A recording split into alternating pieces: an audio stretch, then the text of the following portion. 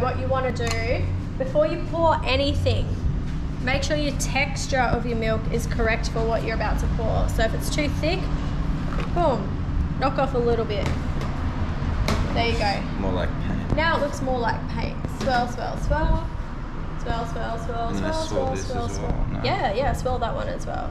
Swirl everything. I feel like I'm dancing now. Now do all pouring. Oh no. Alright. Okay, now I'm getting out of control. So cup onto an angle. Yeah. What you want to do is angle this one in, start low. And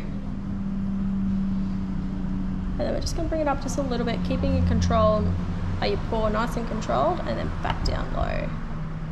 Ooh. I made little leaf. I beat you all. This milk has gone a little flat. Give it a swirl and just combine it again. So it's silky, shiny, glossy. And we're going to do our flat white. Oh, no. Swirl, swirl, swirl, swirl, swirl. Cup onto an angle. Starting low into the center. Up just a little bit. Jiggle. Jiggle, jiggle, jiggle, jiggle. Good! It's more like a tree. What's that? Is that hot? It's a It's a rose. Right, yeah, that's what it is. You want a formation? Alright, so 2 full clicks. Tamp and twist. Lock it in, single button, and our cappuccino cup straight underneath. Now, because we're only making 1 coffee, where do we need to fill our milk to? Half of the thing. Right? No. Less. No! We always fill our jugs to the bottom of the spout. That was a trick question. Trick question. Doesn't matter what you're making. Always to the bottom of the spout. But because I'm only making 1 coffee, I'll just use a little jug, not a big jug. So same again, same steam-on positioning. So in, out, down to your arches and out. We're going to turn it on. Introduce the air, but we're not going to tap it down. We want a little bit more air, which means more foam. Feeling our temperature, letting the milk swirl, and then off. So big purge and a wipe.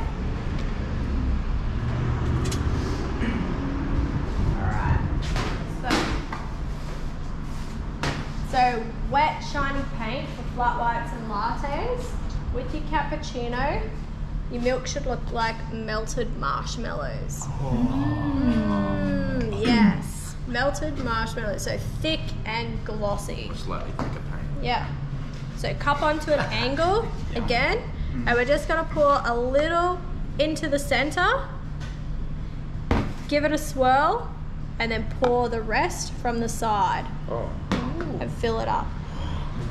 Straight over the top, give it a tap. So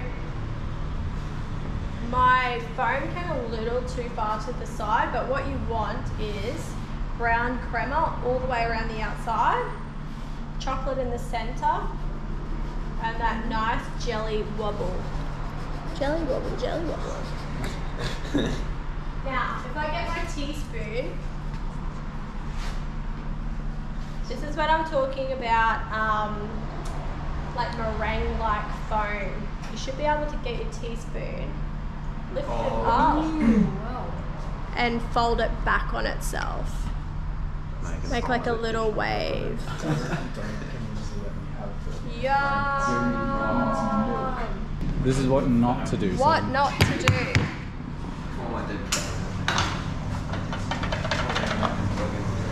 So I'm going to demonstrate ugly bubbly milk. So 2 full clicks, tamp and twist.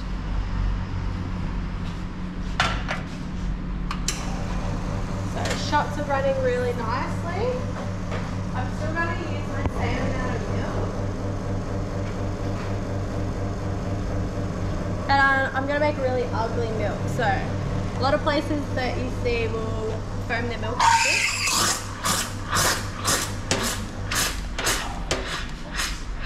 Dear God, please do not ever do this.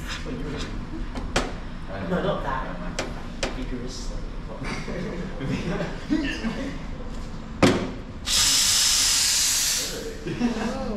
Ew! So what you get, it becomes like really bubbly milk. So it's not going to be like thick and dense. It just becomes like, It's like a mac. it's like bubbly and it just like, I don't know, it just has a really funny texture when you try and drink it.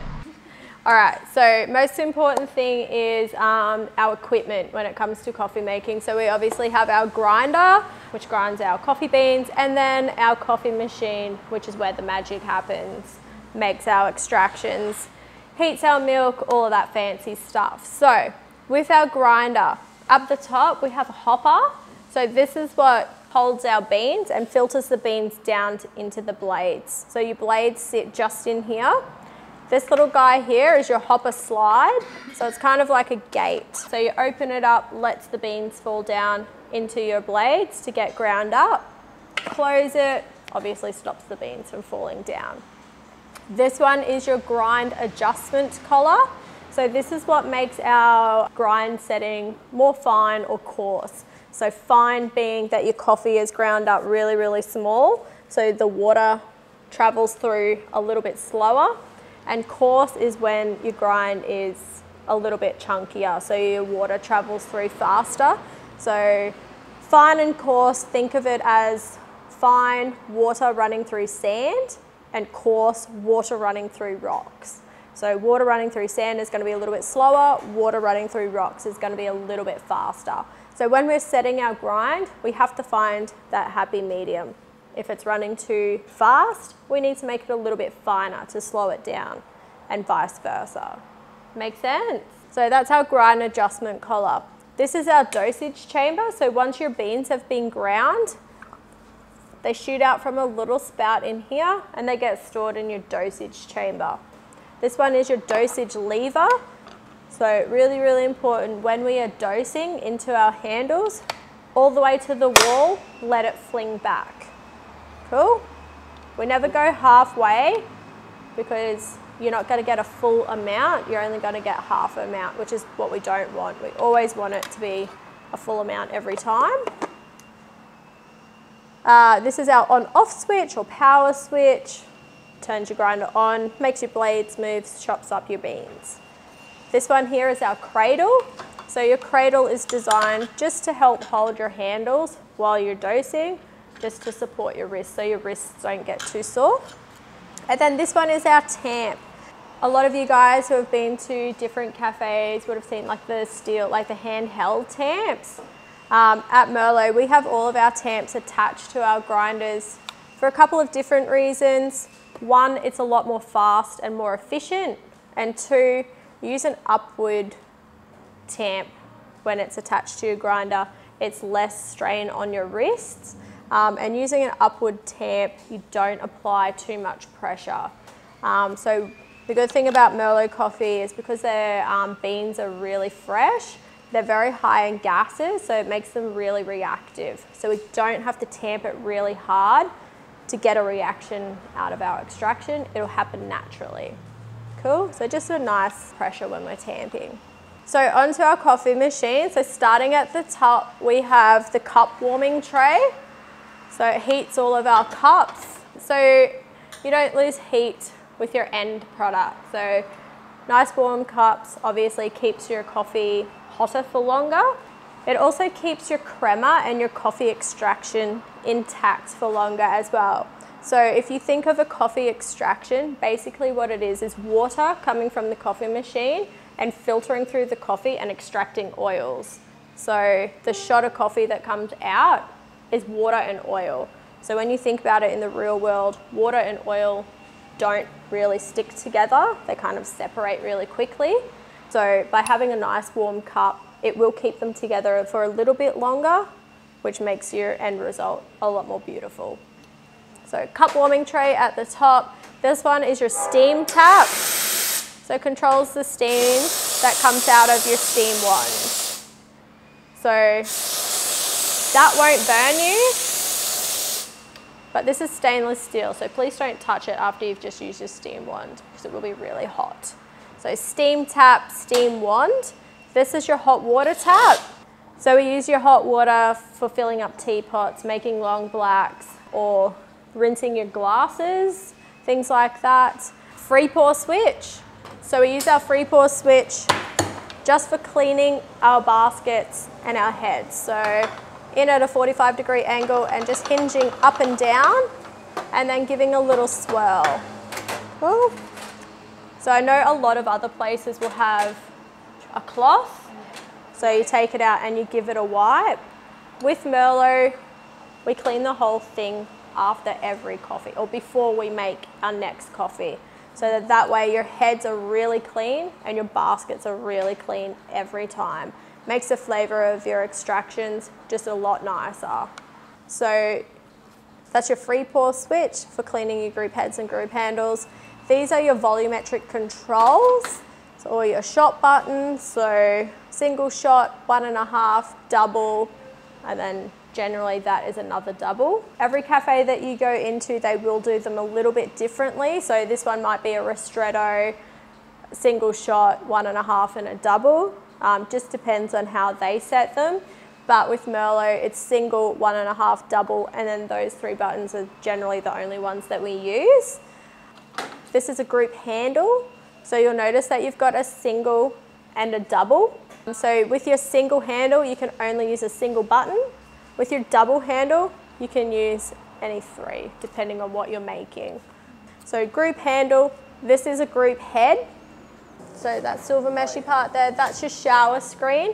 And then around the outside, you have a black seal. So that just keeps everything in there nice and tight, stops any leaks. This is your pressure gauge. It just measures your steam and your water pressure of your coffee machine. Your water level glass tells you how much water is sitting in your coffee machine as well. This is a drip tray. And then underneath your drip tray, we have this little drain dish. This is called a ton dish, if you guys want to come in and have a look. So really important, your ton dish is very small and it has a narrow pipe that drains everything away. So because that piping is so narrow, you never ever want to put milk, cream, sugars, tea leaves, or excess coffee grind down here because it will block it up. All right, let's get into good versus bad coffee. Let's start out with the worst one, I think, over-extracted coffee. So over-extracted just means that it's basically overcooked. So it's been in your head for way too long, your water is coming through too slow, and it's just extracting too much oils from the coffee. So you end up with a very burnt, bitter tasting coffee. I'm going to use my single handle. First thing I need to do is knock out my old coffee. So we're going to line the ears of the basket up with our strike bar. Cool, give it a good bang. And then we need to clean it. So free pour switch on, in at a 45-degree angle, and then just gently rock it up and down. Give it a swirl. All right, so when we are dosing, 2 clicks for your single handle, 3 clicks for your double. So the easiest way to remember it is 1 click for your basket and 1 click for each spout. Cool? So with my handle, 1 click for my basket, 1 click for my spout. Cool? So when I'm dosing, you just want to make sure that you've got your handle in just nice and gently. You don't want to push it all the way back in, just rest it gently in your cradle. Now, really important, when we are tamping, up into the center with a gentle pressure. Cool? Now what I'm going to do is purposely overdose my basket. So I'm just going to add a little bit more in. We would never do this, but for training purposes, this is what we're doing today. So I've overdosed my basket. I put way too much in. So I'm going to lock it in to 90 degrees. Push my single button and I'm just going to pop it into a glass so we can see everything. Do you guys want to have a look? What do you notice about it? Yeah, slowly dripping. It's very dark in color as well. Like it looks like oil. It reminds me of like car oil. So slow and drippy at the start, dark in colour, little bit slow. So I'll put too much coffee into my basket, so when the water tries to come through, it's like, oh my gosh, all this coffee, how am I going to get through? So it takes a much longer process, and that water sits in your coffee for too long, and it just starts to bring out too many of the oils, starts to over extract too many oils. And you can see now at the end it's starting to get drippy again. So first thing I like to do is sight characteristics, dark, drippy, took a really long time. Smell, for me, it's very sweet over extracted coffee. It smells like burnt toffee.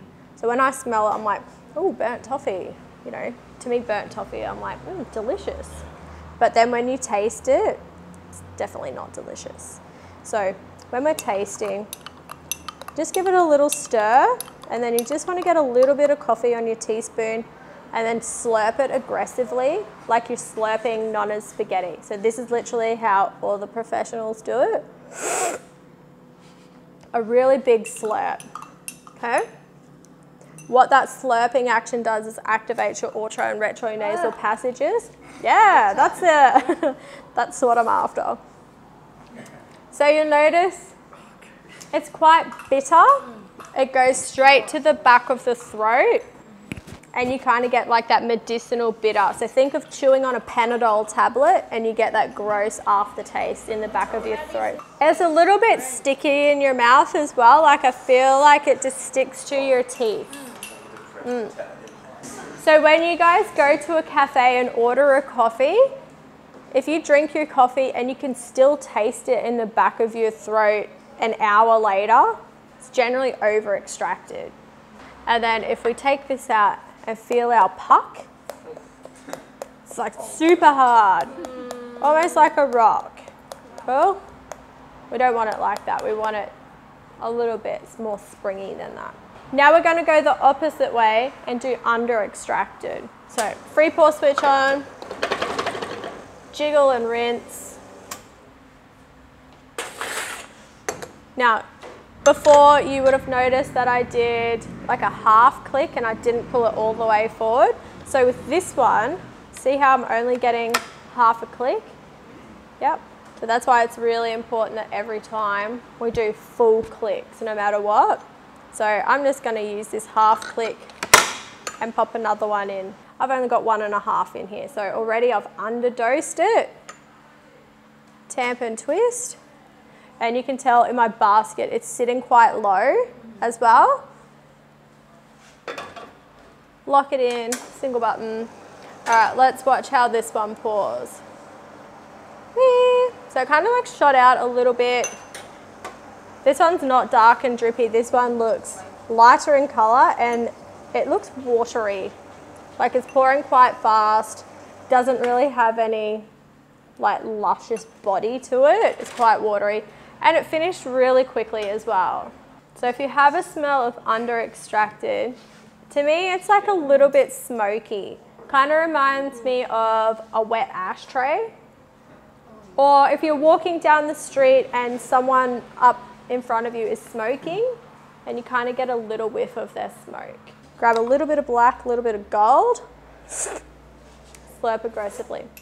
So with this one, you find it's like right at the front, very zingy, sour.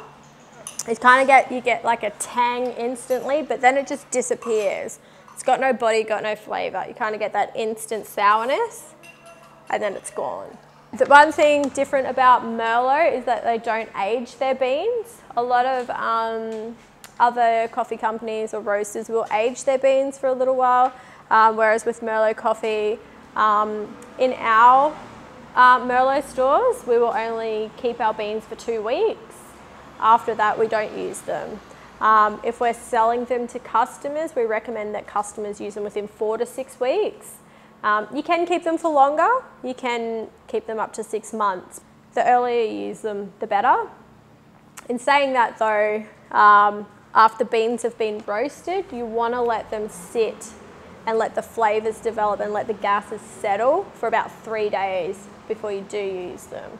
So if we check the dose, real soft and soggy, and it's like wet and gross. So not enough coffee, too much water. So that's going to make your coffee taste watery, essentially. Want to have a feel? Yeah, yuck. Like a mush. Yeah, ew. So that's under extracted. So we don't like over extracted, we don't like under extracted, we want like the little sweet spot in the middle. All right, now with your dose, really, really important, inside your dosage chamber, if you guys want to come over and have a look. See how you can see all of these little silver parts? You've kind of got a star in here. So before you dose, you want to make sure that these are all nice and full so that you're getting the correct amount into your baskets every time. If you can see silver in here, it's not full enough. So every click, you're actually not getting a full dose. You're going to get like 3/4 of a dose. And that's what's going to make your extractions underdosed, or your baskets underdosed. Cool? So you want to make sure that they're all nice and full. So gently in, 1, 2, and then underneath your tamp, a little bit of pressure and then a little twist. So everything's nice and flat and even.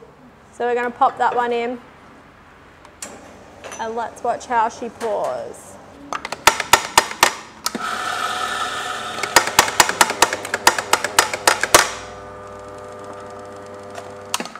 So with really fresh coffee, even though I've set this grind, what, half an hour, 40 minutes earlier, anytime the weather changes outside, so you notice outside it's starting to get a little bit cloudy, starting to get more humid, that's going to affect the gases in my beans. Because my beans are so fresh, they're highly reactive. So if we were to turn the fans on right now, or the air conditioning, it's going to change this again. So I've constantly got to watch and be adjusting my grind as well. So the pros with using fresh coffee is it tastes amazing, but it's very hard to work with. So we'll try that one more time. Cool. So I'm just going to fill these little chambers up again.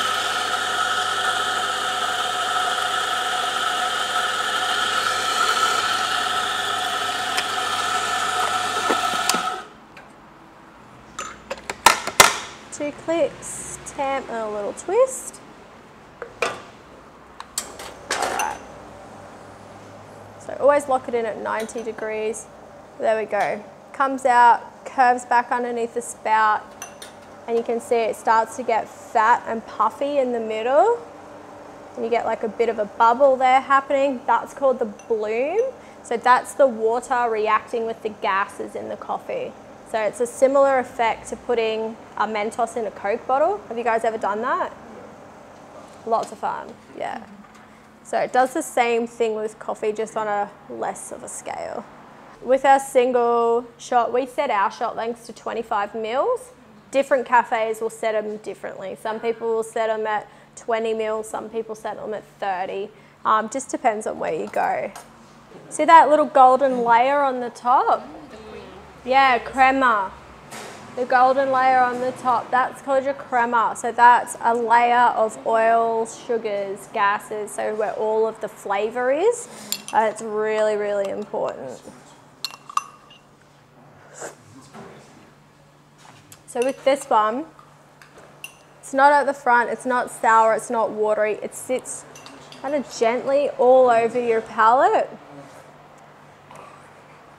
It's a little bit more sweet. Kind of tastes like you get like a chocolatey flavor come through as well. Doesn't burn your tonsils, and it doesn't give you that gross metallic or medicinal bitterness at the back either. More into the center of the palate, coats evenly. You don't get watery and sour, you don't get bitterness, but you do get dark chocolate. Which if you think of dark chocolate, when you eat dark chocolate, it's a little bit sweet, but then you get the dark chocolate bitter. So we're going to start with cleaning our group handle and group head. So in at a 45-degree angle, rocking up and down, just to get rid of any of that excess grind in our heads. So we're going to make sure that we have enough grind in our chamber so we get full even dose.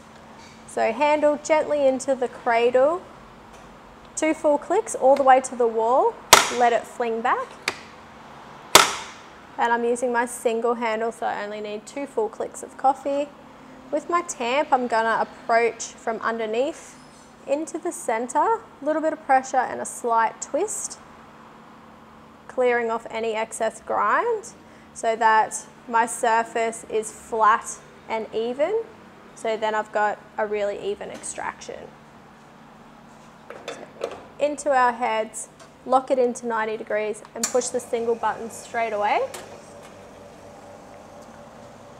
With the perfect extraction, it should come out, curl back underneath your spout as it's doing now. Should have a really nice caramel color. Holds its shape nicely, gets a little bit fat in the middle. Got a really nice layer of crema, and then towards the end it'll thin out and drop off.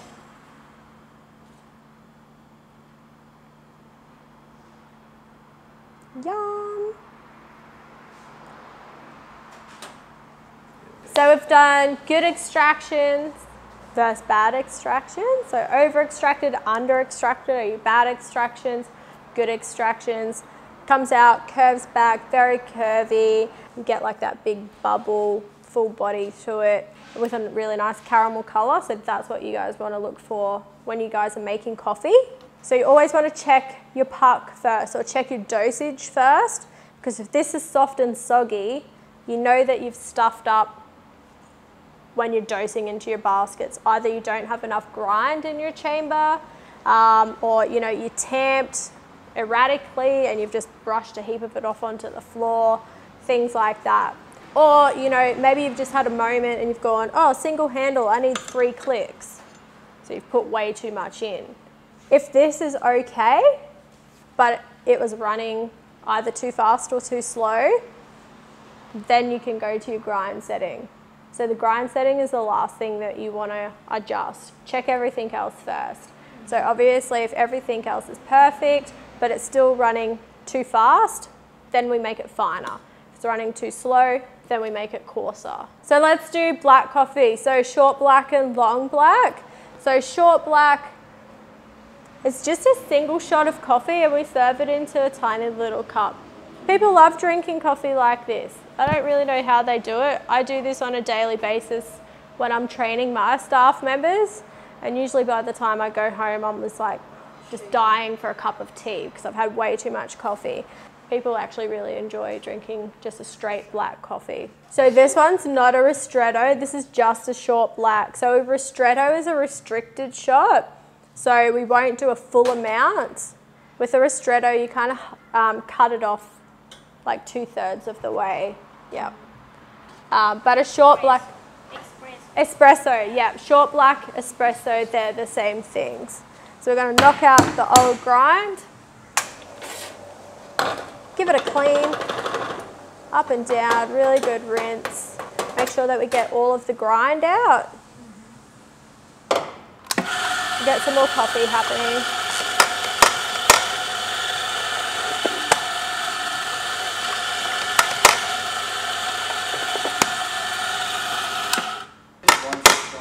Yeah, I can tell you now, that will not make your coffee strong. If you put extra coffee into your basket, it won't make it stronger. It will make it over extracted and bitter. Always remember that. So tamp and twist, lock it into 90 degrees, and we've got to push that button straight away. And our cup straight underneath, short black. One really, really important thing is once you've got your dry coffee in your basket, as soon as you lock it into your head, you have to push a button straight away to get that water flowing through. If you let that dry coffee sit there without any water flowing through, it's gonna burn and scald your dry coffee, because that shower screen really, really hot, and that dry coffee is not going to, it's not gonna like it. Cool, so you want that water running through straight away. short black, single shot of coffee into a tiny little espresso cup. You gotta drink that one. Long blacks or an Americano. Yeah. So in Australia we call them a long black, you know, just because that's the Aussie way to call them. They did get the name Americano, I think it was World War II, when the Americans were over in Italy helping the Italians with the war. Basically they ran out of like all their rations, so things like sugar, cream, chocolate, milk, it was all very scarce.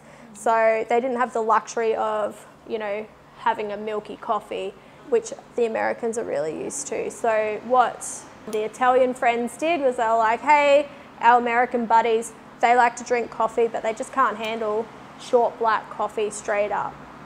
So like, what can we do to, you know, cut that strength basically? So they're like, oh cool, we'll just add some water to it and we'll call it an Americano because it's for our American friends. So that's how the name Americano came about. But yeah, over in Australia we just call it a long black coffee. Make it longer by adding some water. Long black, such an Aussie thing to do. So with our long blacks, depending on where you go, some people will serve them in a round cup.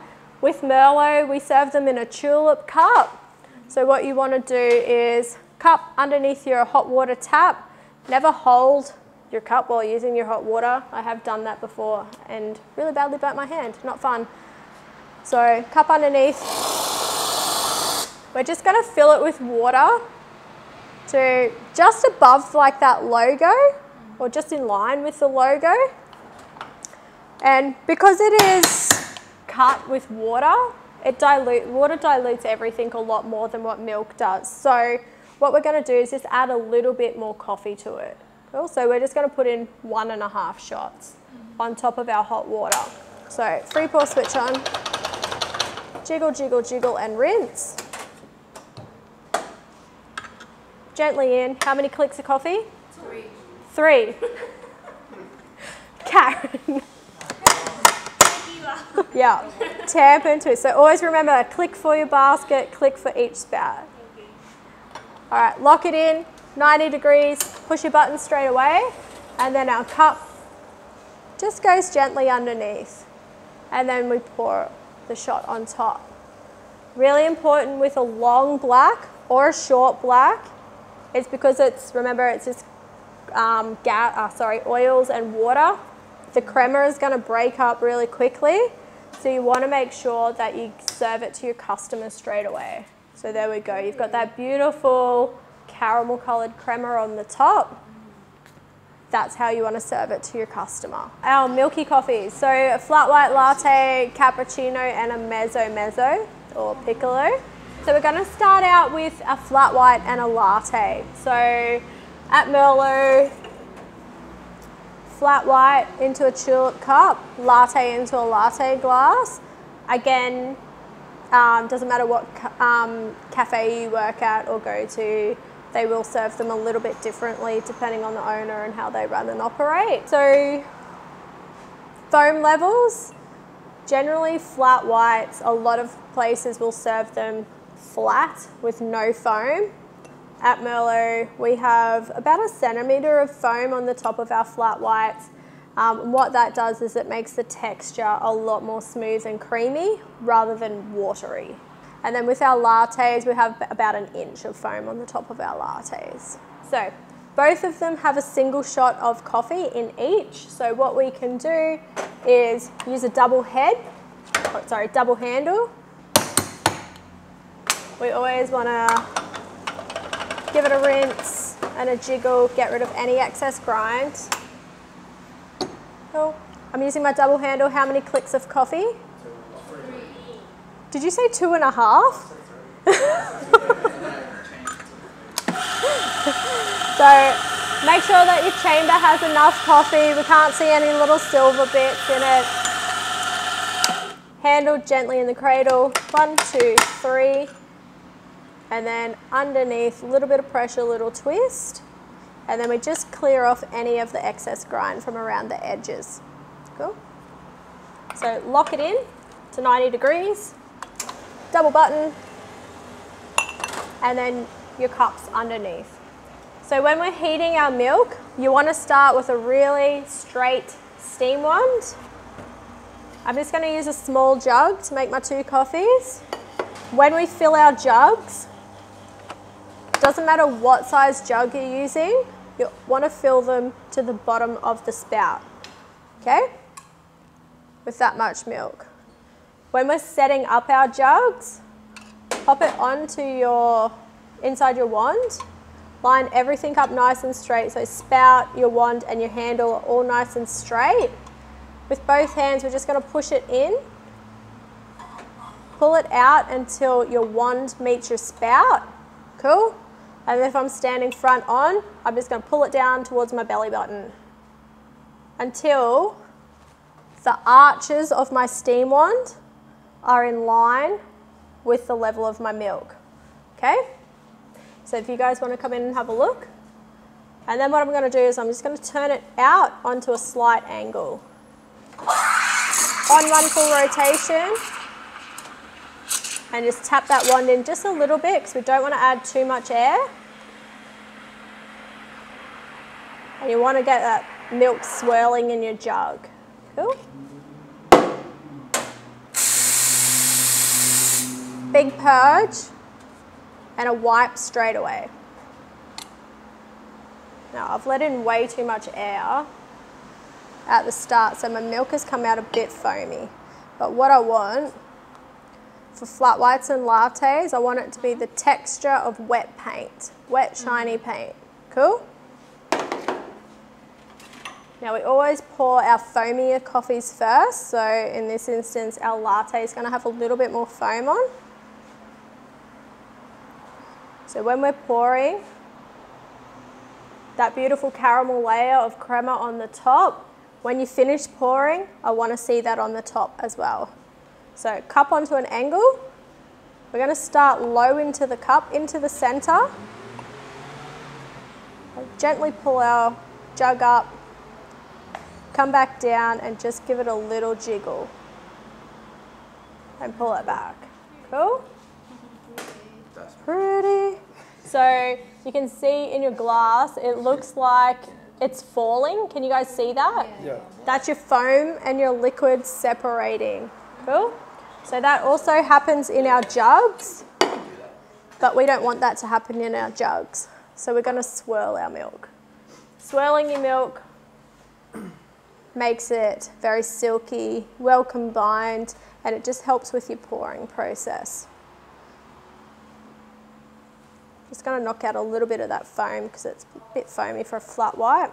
Swirl your shot as well, just to get out any of the clumps in the crema. Cool, so again, cup onto an angle. Can you guys see? I'll come over. Gather around the bench, I'll come over. So cup onto an angle, into the center,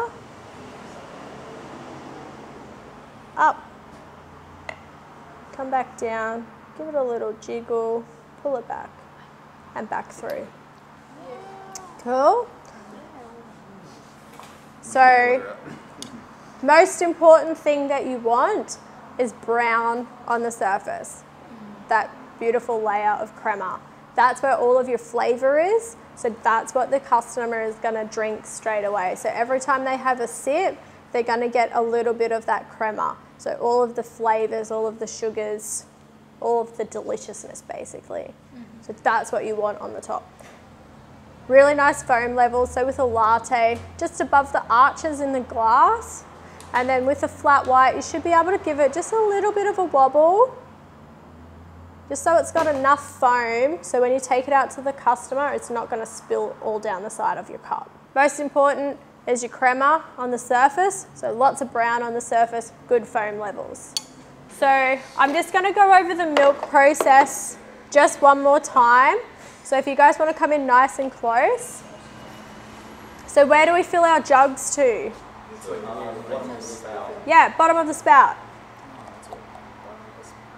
Bottom of the spout every time. Pull it out until the spout reaches the wand. Pull it down to your belly button until you can see, or your milk is just above the arches. And then we turn out from our handles. So if this is a clock, we're sitting at 6 o'clock, okay? We're going to turn it out to 5. If you're on this side, you turn it out to 7, away from your handles. Yeah? We're just going to go 1 full rotation.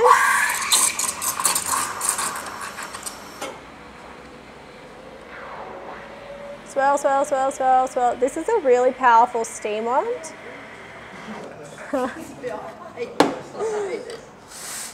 Usually on a coffee machine you have a really powerful steam wand and then one that's like a little bit more tame. Generally I go for the one that's a little bit more tame. So when we turn our jug out, what that does is it puts the steam wand on a bit of an angle inside your jug so that the milk swirls inside your jug. That swirling technique, what that does is when you introduce a little bit of air, the swirl breaks down your bubbles. So rather than getting bubbly milk, you're gonna get smooth and silky milk. Cool? Ooh, this one's tough too. This one's better. Cool. And then I feel my temperature with the palm of my hand. So just bring it back and forth until it feels hot. And then you're gonna go 1, 2, 3.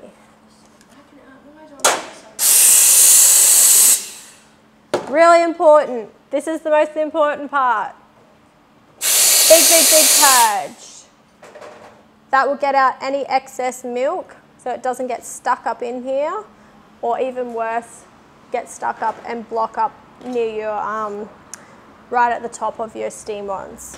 1, 2, 3, out. You wanna have a feel? Temperature preferably. 60 to 65 degrees. Right, okay. Yep. Some cafes will heat their milk to 50, 55 degrees, which is lukewarm.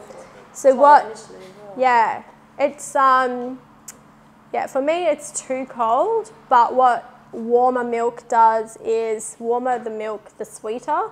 So it enhances the flavour of your coffee a little bit more, so it makes your coffee taste more delicious. But we like to go just a touch hotter, so 60 to 65 degrees is ideal. Yep. 70 degrees is extra hot, and then at 80 degrees your milk will boil. Yeah, so if you go over 65 degrees, the flavour of your milk starts to change. It will start to go sour. Putting sour tasting milk into your coffee then changes the flavour of your coffee. It makes it taste a bit, how you going?